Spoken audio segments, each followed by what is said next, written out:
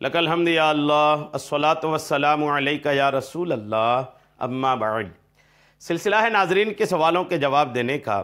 ناظرین میں سے ایک انہوں نے کمنٹس میں سوال کیے ہیں کہ منہ میں گٹکا وغیرہ بڑا ہے، تمباکو وغیرہ ہیں، تو کیا دل سے آیت الکرسی یا درود شریف وغیرہ پڑھ سکتے ہیں دل سے؟ یہ ان کا سوال ہے۔ میں جواب پیش کرتا ہوں، توجہ کے ساتھ سنیے۔ یہ قرآن کریم کی تلاوت پر بات کرتے ہیں۔ قرآن کریم کو جہرن یعنی اونچی آواز سے پڑھنا یہی افضل ہے، بشرطے کہ کسی کی عبادت یا آرام وغیرہ میں خلل نہ ہو۔ اگر کسی کی عبادت یا آرام وغیرہ میں خلل پڑنے کا اندیشہ ہو تو پھر ہلکی آواز سے تلاوت کرنی چاہیے، لیکن ہلکی تلاوت کی کم از کم حد یہ ہے کہ تلاوت کرنے والا قرآن پاک کے حروف اور الفاظ کا باقاعدہ اپنی زبان سے تلفظ اور ادائیگی کرے، اس طرح پر کہ خود اپنی آواز سن سکے۔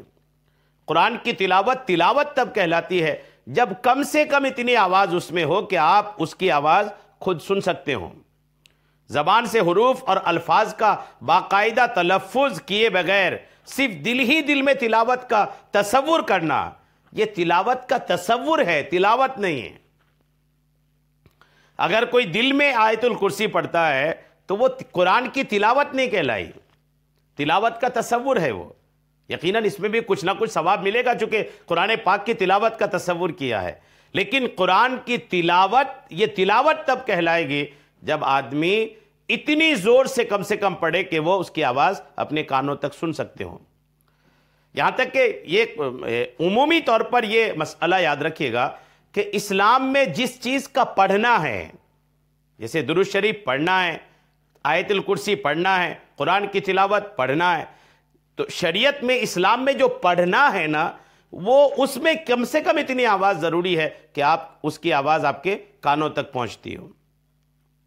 جی ہاں، تو یہ تو واضح ہو گئی۔ لہٰذا اگر کوئی شخص اتنی ہلکی آواز سے تلاوت کر رہا ہو کہ اس کے ہونٹ ہل رہے ہوں اور وہ اپنی آواز سن سکتا ہو تو ایسے شخص کو تنبیہ کرنے کی کوئی ضرورت نہیں۔ البتہ جو شخص ہونٹ ہلائے بغیر صرف دل ہی دل میں تلاوت کر رہا ہو تو اسے بتانا چاہیے کہ آپ باقاعدہ حروف اور الفاظ کا زبان سے تلفظ کرتے ہوئے کم از کم اتنی آواز سے تلاوت کریں کہ آپ خود اپنی آواز سن سکیں۔ جی ہاں، دل میں صرف تلاوت کر رہے ہیں، زبان میں کچھ نہیں ہے، ساؤنڈ کچھ نہیں، آواز کچھ نہیں ہے، تو وہ قرآن کی تلاوت نہیں ہے۔ امید ہے میری بات آپ کو سمجھ میں آ گئی ہوگی۔ اللہ کریم ہم سب کو عمل کی توفیق عطا فرمائے، آمین، بجاہ النبی الامین صلی اللہ تعالی علیہ وسلم۔